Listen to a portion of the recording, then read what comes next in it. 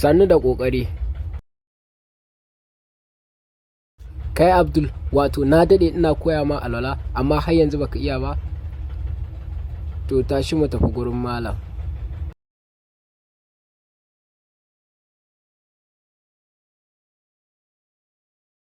Rahman Rahim.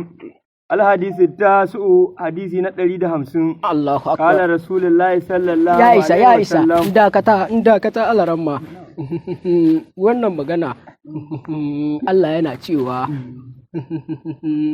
ka yi kuɗi da abin da ya umarce ka yi da kuma ka bar abin da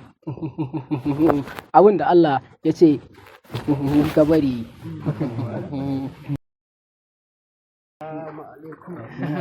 Amin alaika salam. Yalla bai ku bubbuɗa musu. Kun zo agara muka lawo. Sannunku da zuwa. Yawwa. La ilaha illallah Muhammadu Rasulullah. kai la ilaha illallah.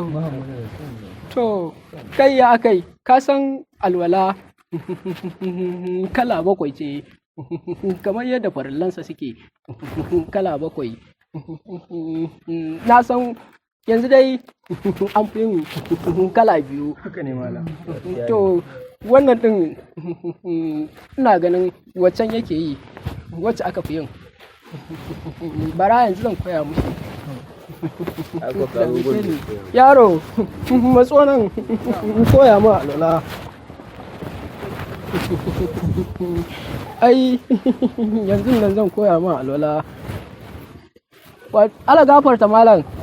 Na san haka ka ganshi yana yi ko yana shaƙar ruwa sai ya kuskure baki sai ya shafa kai sai ya wanke kafa ko haka kake yi? Haka nake yi malam. Alwala ta yi.